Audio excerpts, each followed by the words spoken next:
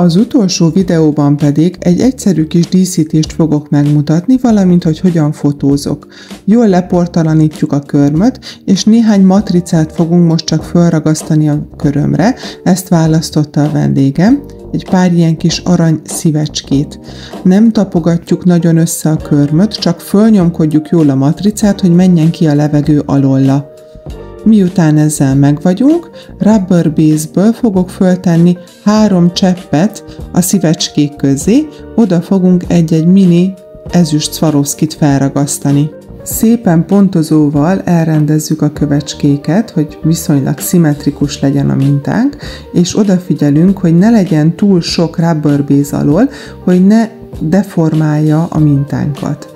Mindig a kő méretének megfelelő pici pontot kell föltenni rubber base-ből, ennek van a legjobb tapadása.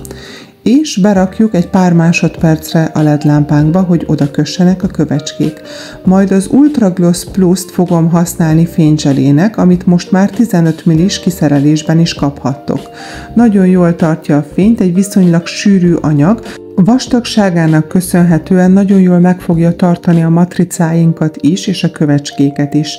És nem fog látszani a matrica szélénél az a pici szintkülönbség neki köszönhetően.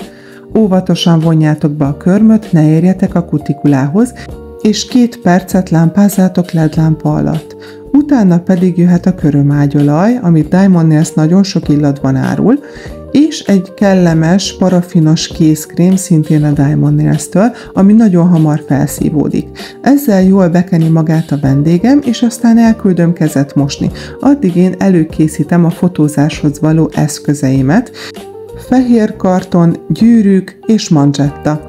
És nézzétek, itt van a kombinációnk, a végeredmény. Remélem segítettem nektek ezekkel a videókkal, próbáljátok ki ti is a Diamond Nails termékeit. Sziasztok!